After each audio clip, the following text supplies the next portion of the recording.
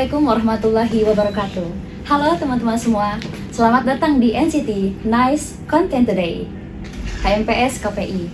Halo, perkenalkan nama saya Fadila Tunisa selaku anggota dari salah satu anggota dari KPUM FAI Universitas Islam Syafi'iyah. Kali ini kita bersama Kak Rafi Prasetyo selaku Divisi Data dan Informasi Panitia Pemilihan Kecamatan Pondok Melati. Untuk itu kita sapa narasumber kita pada kali ini. Halo Bang Rafi. Halo. Ya, gimana kabarnya hari ini Bang? Alhamdulillah. Oh, Alhamdulillah. Baik-baik begini aja. Oke, langsung saja ya Bang. Saya kan nih awam banget nih Bang sama yang namanya PPK atau salah satu lembaga yang naungannya dari KPU. Sebenarnya apa sih tugas dan peran dari PPK itu sendiri? Oke. Jadi memang PPK itu kan ada dalam undang-undang ya, Undang-Undang Nomor 7 Tahun 2017. Yang memang hari ini kita di Indonesia khususnya ya menjalankan konsep demokrasi. Ya demokrasi kan dari rakyat, oleh rakyat untuk rakyat ya. Maka dari itu salah satu bentuk ikhtiar daripada demokrasi dibentuk namanya pemilihan umum yang memang untuk menyelenggarakan ikhtiar demokrasi ini, pemilu ini kan dibutuhkan penyelenggara.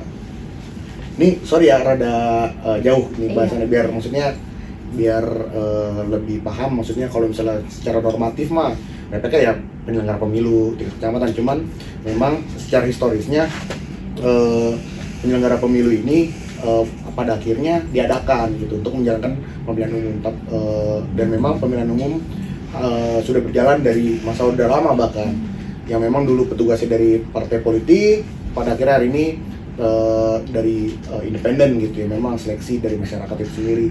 Dan memang PPK ini adalah salah satu bentuk ikhtiar di tingkat kecamatan, yang dimana PPK di bawah naungan langsung dari Komisi Pemilihan Umum Republik Indonesia.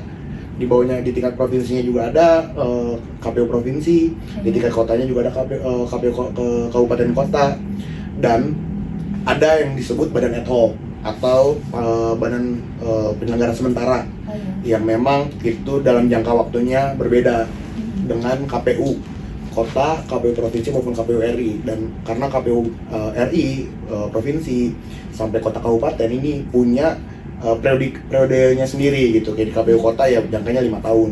Cuman kalau di PPK itu sendiri dibentuk selambat-lambatnya ini dalam PKPU ya. Dalam PKPU ini diselenggarakan selambat-lambatnya 6 bulan sebelum hari pemilihan umum, dan dibubarkan selambat-lambatnya 2 bulan setelah pemilihan umum. Karena kan memang dalam undang-undang pemilihan umum itu dilaksanakan tahun 2024 tanggal 14 Februari, yang dimana paling lambat ini 6 bulan. Cuman memang PPK ini sudah terbentuk dari bulan Januari dan tahapan seleksi itu dari bulan November 2022. Oke, seperti itu. Berarti persiapan dari PPK itu sendiri memang dari 6 bulan sebelum adanya pemilu 2024. Selambat-lambatnya. Selambat-lambatnya itu ya. Oke, dari hal tersebut apa sih sebenarnya strategi dari PPK untuk pemilu 2024 nanti? Kan lagi-lagi tadi ya, berdasarkan undang-undang kan penyelenggaraan pemilihan umum di tingkat kecamatan, yang dimana suksesi daripada penyelenggaraan pemilu ini kan bukan hanya berbicara di ruang lingkup yang paling tinggi, tapi di ruang lingkup yang paling rendah, bahkan di tingkat TPS, yang dimana di tingkat PPK ini, badan ad hoc ini juga punya di tingkat kelurahan sampai di tingkat TPS, yang dimana mereka menjalankan pemilihan umum itu sesuai dengan pertama undang-undang, kedua peraturan KPU, dan memang itu bersifatnya normatif dari atas sampai bawah, dan hierarkisnya juga jelas gitu. Oke.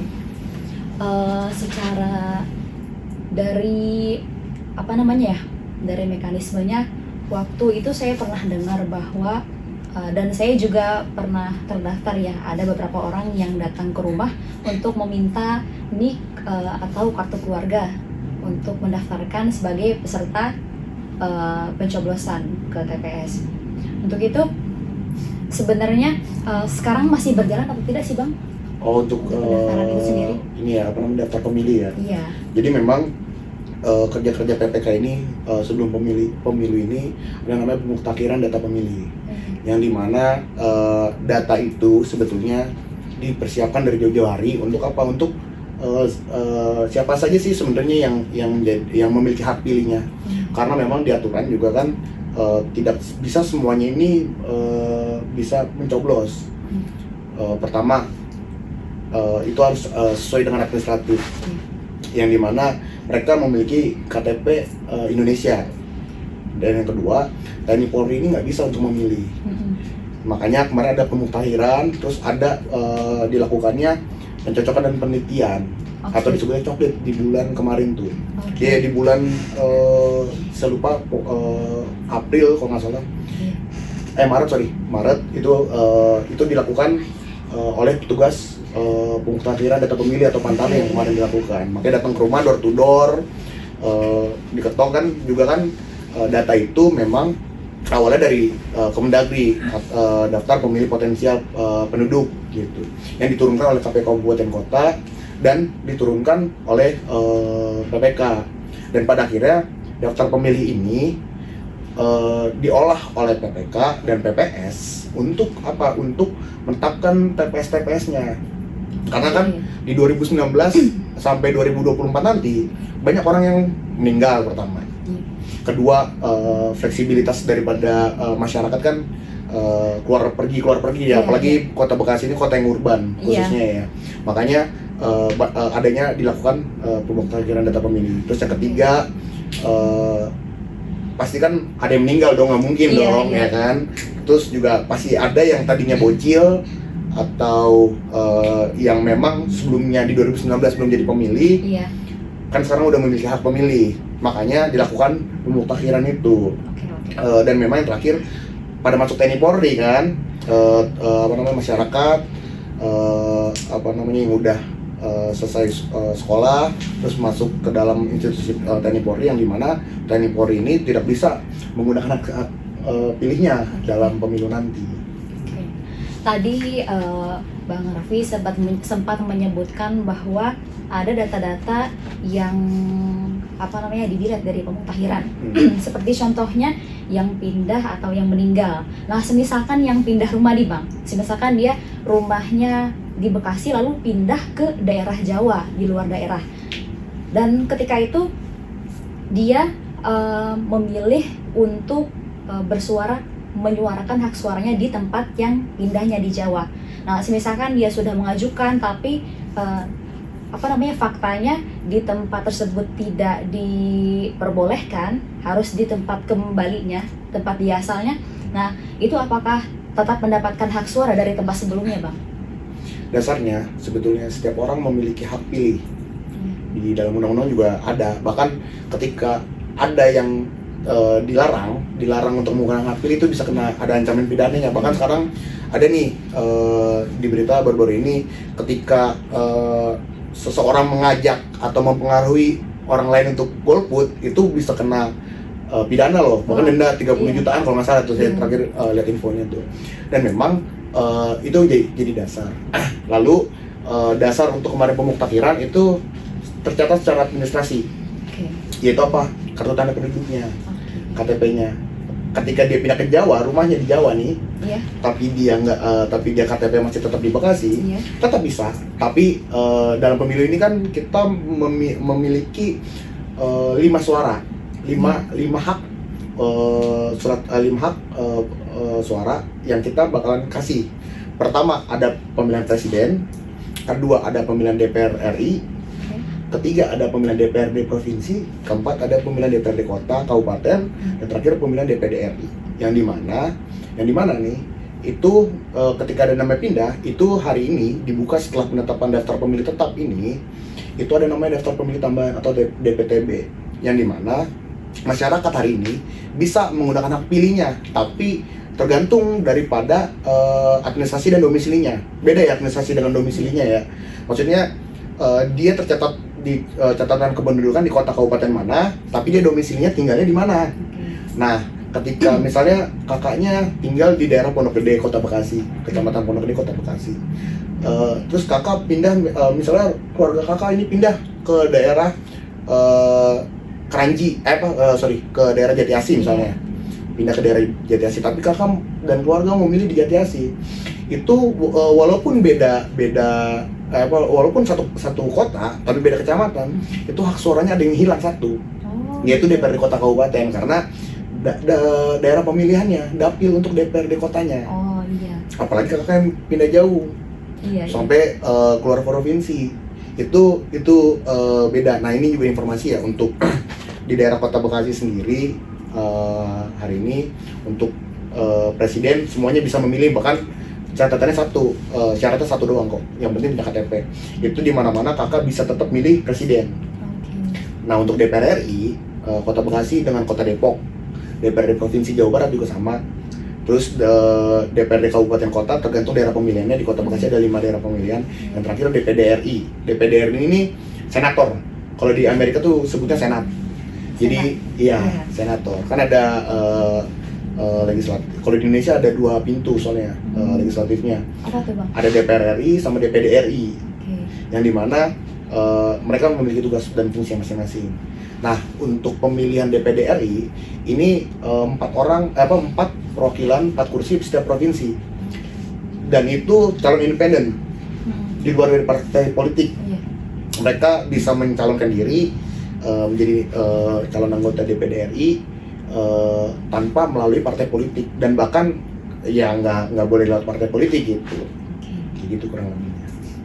Jadi cukup luas banget ya Bang, dari kecamatan, provinsi sampai ada istilahnya juga. Betul.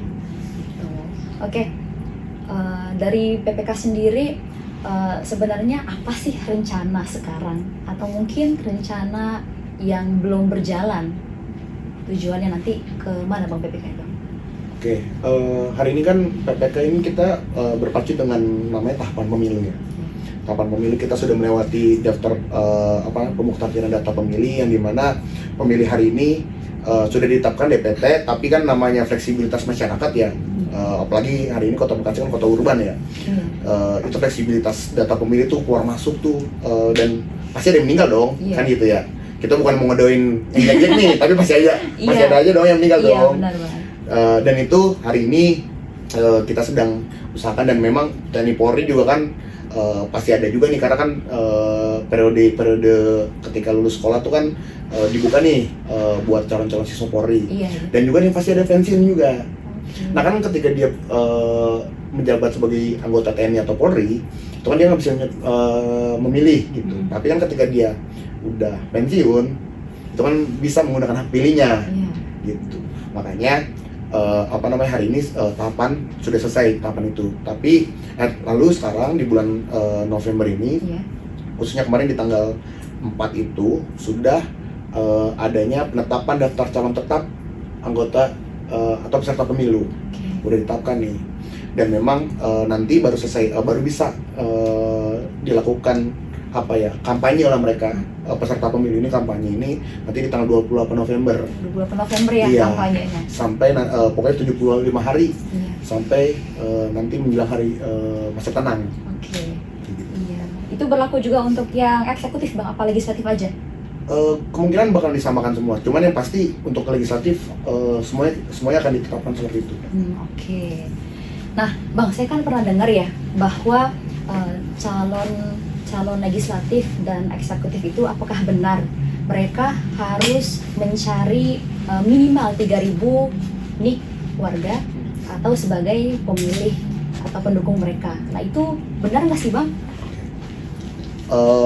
Sebetulnya karena memang sudah adanya untuk eksekutif ya, karena udah adanya presiden threshold, yang dimana ini harus mau nggak mau ya calon-calon presiden ini sulit sekali untuk menjadi calon, karena harus punya syarat berapa ribu KTP, dan memang harus sekarang hari ini ditetapkan 20% dari kursi ya, dari kursi DPR RI, itu sudah jarang, udah nggak akan bisa lagi itu untuk pemilihan presiden. Dan untuk pemilihan DPR RI, DPRD provinsi dan DPRD kabupaten kota itu menggunakan namanya partai politik, yang dimana yang dipastikan nanti untuk DPR RI, DPRD provinsi dan DPRD kabupaten kota itu pasti ada dari partai politik. Dan nggak perlu pakai KTP karena syarat untuk adanya partai politik saja kan harus ada administrasi secara anggota. Iya. Nah, ada tetap ada untuk menggunakan NIK ya, untuk menggunakan KTP itu di DPD RI. DPD RI yang dimana itu calon independen yang tadi saya bilang.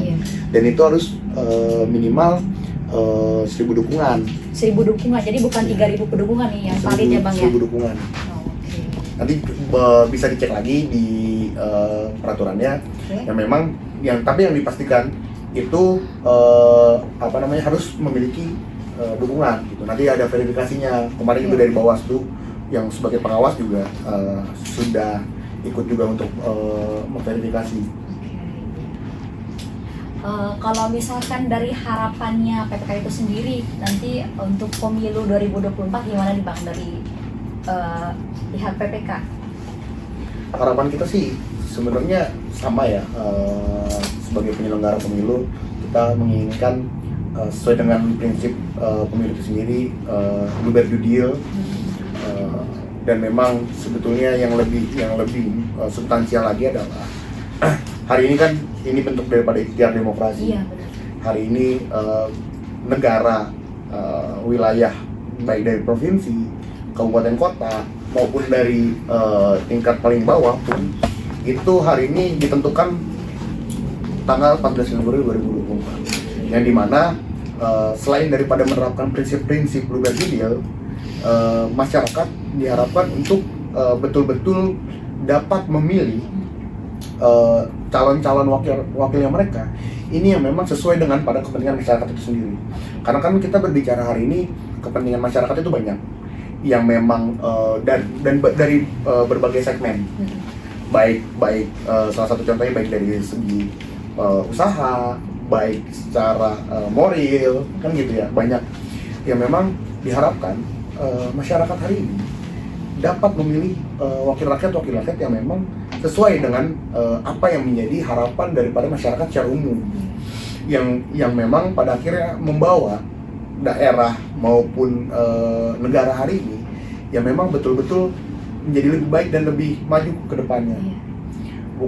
Bukan yang memang hari ini kasarnya ya dikasih sembako nurut selesai pulang kan, nggak ngasih seperti itu. Karena untuk memilih wakil rakyat kita masyarakat ini menjadi satu tuntutan. Kalau dari saya, pandangan saya kan hari ini masyarakat udah cerdas harusnya ya, karena memasuki revolusi industri 4.0, society 5.0 hari ini yang memang dimana teknologi informasi itu sudah sangat berkembang cepat, khususnya pemilih-pemilih Gen Z dan milenial hari ini. Itu bisa menjadi satu acuan teknologi informasi hari ini. Kasarnya teman-teman bisa melihat calon pemimpin teman-teman, calon wakil teman-teman itu berdasarkan jejak digital, karena itu yang menjadi poin vital hari ini, khususnya panas-panasnya dinamika pencalonan presiden, apalagi nanti belum tahapannya nanti pilkada di bulan November nanti. Itu teman-teman khususnya ya generasi Z dan generasi milenial menjadi ujung tombak. Karena pertama memang secara produktivitas teman-teman berjangka panjang. Saya juga bagian daripada generasi Z ya. Dan tapi bedanya hari ini saya di sini duduk sebagai penyelenggara pemilu di bawah KPU Kota Bekasi, yang dimana saya juga memiliki hak untuk memberikan edukasi kepada masyarakat, khususnya yang memang umuran lah dengan saya. Kalau misalnya saya ngomong ini ke orang tua, ya tolong lu bocah baru kemarin sore kan bahasanya begitu ya. Iya, benar. Cuman hari ini kita harus bisa pastikan ya, maksudnya arah masa depan Indonesia ini, khususnya yang digaung-gaungkan oleh para elit hari ini, di mana Indonesia emas 2045. Iya. Wah, itu sangat menjadi sebuah beban buat kita. Ya dong. Karena angka produktif di tahun 2045 ini, angka produktif di generasi kita ini bakal gede-gedenya. Khususnya teman-teman yang hari ini masih kuliah, yang apalagi yang masih SMA, itu di 2045 ini kalau belum bisa punya soft skill, belum paham tentang belum memiliki banyak pengetahuan dan wawasan, itu bakalan hancur nih nantinya nih negara nih, khususnya generasi-generasi kita nih. Makanya 2024 ini bagi saya ya, ini menjadi awalan bagi generasi milenial dan generasi Z untuk apa ya, melangkah satu langkah yang lebih baik gitu untuk menunjang ke depannya. Karena kalau misalnya kita nyambut 2045, nanti persiapan 2030, wah itu bakalan lambat, karena negara maju atau enggaknya itu butuh waktu yang sangat panjang. Jepang aja dibombardir aja kan butuh berapa puluh tahun tuh benar-benar. untuk menjadi negara maju. Indonesia 2045 nanti 100 tahun. Hari ini orang tua kita sudah maksimal, walaupun memang masih banyak kekurangan. Sudah maksimal dalam menjalankan roda kehidupan bernegara, mengatur regulasi masyarakat untuk lebih baik. Dan itu nanti menjadi menjadi PR buat kitanya. Pertama, bagaimana kita bisa mempertahankan apa yang menjadi kebaikan daripada orang tua kita terdahulu. Yang kedua, setelah kita mempertahankan, kita kan menjadi satu pekerjaan sendiri buat kita, karena kita ditekan dengan moral, gimana kita lebih baik lagi daripada mereka. Khususnya hari ini secara informasi sudah cepat. Teman-teman, kalau zaman dulu tahu kabar pacarnya kan harus telepon-teleponan, apalagi yang LDR tuh. Kalau sekarang LDR aja kan, maksudnya yang LDR aja nih kan bisa terasa dekat. Betul. Itu makanya menjadi harapan saya ya, baik sebagai generasi Z juga dan sebagai penyelenggara pemilu. Jadi itu harapan dari PPK sendiri ya. Kalau dari abang sendiri itu sama atau ada pendapat tersendiri?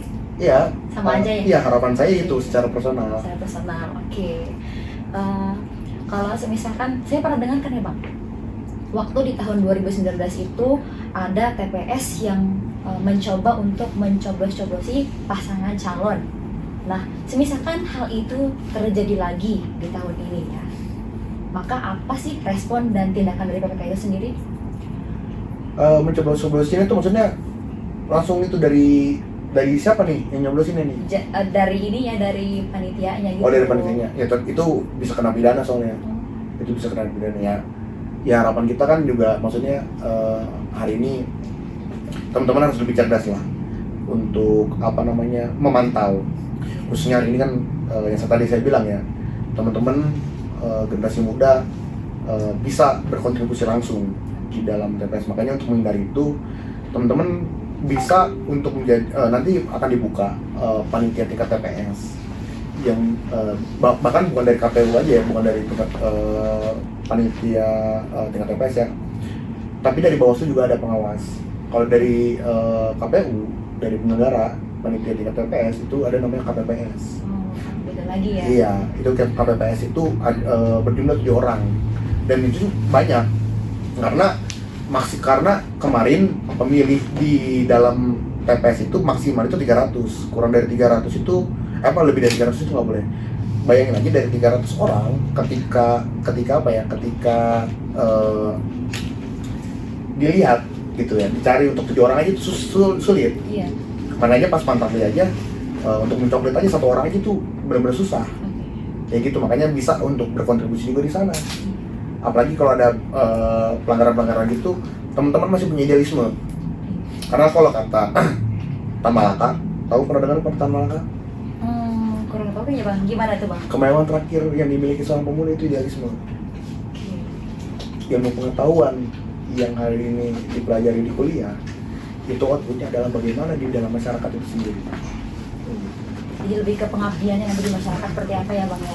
Oke, berbicara tentang mahasiswa nih Bang, Abang juga kan sudah lulus ya sekarang ya, sudah menjadi SOS sekarang. Nah, saya juga masih semester 3, masih menjalani awal-awal perkuliahan. Dan sebenarnya bagaimana sih Bang cara mahasiswa untuk ikut mensukseskan pemilu 2024 nanti? Gimana tuh? Di dalam kampus itu kalau saya selama jadi mahasiswa ya selalu digaungkan oleh senior, kampus itu adalah miniatur negara, yang dimana baik daripada sisi bermasyarakatnya mahasiswa kan, teman-teman di kampus ini kayak punya negara sendiri. Iya. Teman-teman pergaulan di kampus bagaimana pertama, teman-teman gaya berorganisasi bagaimana, Iya. dan teman-teman bagaimana dalam mencari ilmu. Iya. Makanya ada namanya Tridharma Perguruan Tinggi, ya kan? Iya. Di sana ada pembelajaran, di sana ada penelitian juga, di Iya. sana ada pengabdian, Iya. kan gitu. Nah, daripada di dalam kampus ini teman-teman outputnya akan dalam masyarakat.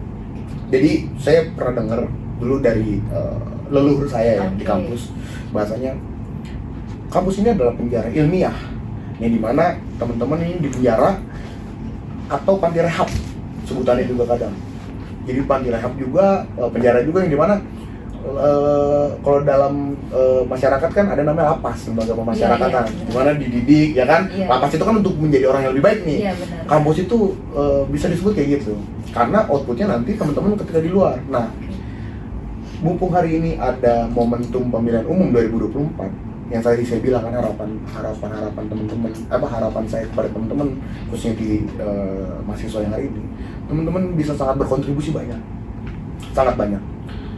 Pertama, teman-teman tadi yang saya bilang bisa jadi panitia tingkat TPS, baik dari KPU yang disebut KPPS, baik dari Bawaslu, ada namanya PTPS, pengawas tempat pemungutan suara, yang dimana teman-teman bisa mendaftarkan itu nanti di bulan Januari. Iya. KPPS itu apa bang? Kelompok penyelenggara pemungutan suara. Oke.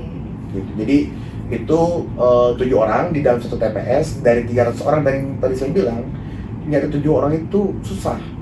Karena apa? Pertama, belum sama panwas yang 1 orang. Terus tingkat partisipasi, pernah nggak sih lihat tingkat partisipasi di TPS itu 100%? Jarang sih. Jarang kan? Iya.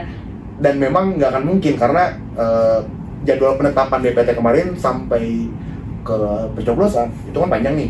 Pasti pertama ada yang meninggal dong, Iya. nggak mungkin dalam perjalanan yang nggak ada yang meninggal nih, Iya, ya kan, iya. karena namanya dinamika masyarakat kan, itu nanti pasti nggak akan 100%. Dan 7 orang ini diharapkan ya, khususnya daripada KPU sendiri, diharapkan ada generasi muda untuk apa? Regenerasi. Oke. Kalau misalnya kita hitung dari 7 orang, 2 orang ini senior, ya kan? Iya. 2 orang ini senior, terus 2 orang ini biasanya keterwakilan perempuan untuk mewakilkan perempuan dari segala umur, segala kalangan, dan 3 orang ini diharapkan itu dari anak muda. Karena apa? Karena memang untuk regenerasi kedepannya. Karena orang tua kita kan nggak selamanya gitu untuk ngurusin pemilu terus. Teman-teman harus berkontribusi, dan teman-teman juga bukan hanya di dalam penyelenggaraan pemilu, tapi bisa juga menjadi saksi partai, saksi caleg. Itu nggak jadi soal. Karena apa? Karena teman-teman walaupun di dalam mahasiswanya ini digaungkan untuk independensi, belum bisa berpartai politik, toh teman-teman misalnya ada saudara atau ada kenalan atau ada bahkan caleg yang memang menurut teman-teman ini berkapasitas dan memang layak untuk mewakili suara teman-teman muda, gitu. Nggak apa-apa jadi saksi atau jadi tim pemenangannya. Kan banyak, dan memang yang paling penting adalah teman-teman harus menjadi pemantau yang tadi kalau misalnya ada yang nyoblos kayak gitu tuh, Iya, benar. itu kan pelanggaran. Itu kan sebetulnya kan dilakukan oleh KPU dan Bawaslu. Tapi kan KPU dan Bawaslu ini di tingkat kecamatan maupun di tingkat TPS ini kan personilnya dikit. Iya. Jadi teman-teman hari ini yang memang saya tadi bilang negara ke depannya, wilayah teman-teman itu salah satu faktornya yang paling penting, ujung tombaknya adalah teman-teman. Iya. Makanya bagaimana negara ini ditentukan besok tanggal 14 Februari 2024. Oke. Jadi jangan lupa ya tanggal 14 Februari nanti 2023. 24. Oh iya. Jangan lupa teman-teman untuk para calon pencoblos ya yang memiliki hak suara untuk menyoblos untuk Oke, jangan lupa untuk teman-teman semua untuk memilih hak suara pada tanggal 14 Februari 2024 nanti. Mungkin cukup sekian. Terima kasih kepada Bang Raffi Prasetyo yang telah membersamai podcast kami pada kali ini. Saya Fadila Tunisa, pamit undur diri. Jangan lupa like, comment, and subscribe. Wassalamualaikum warahmatullahi wabarakatuh.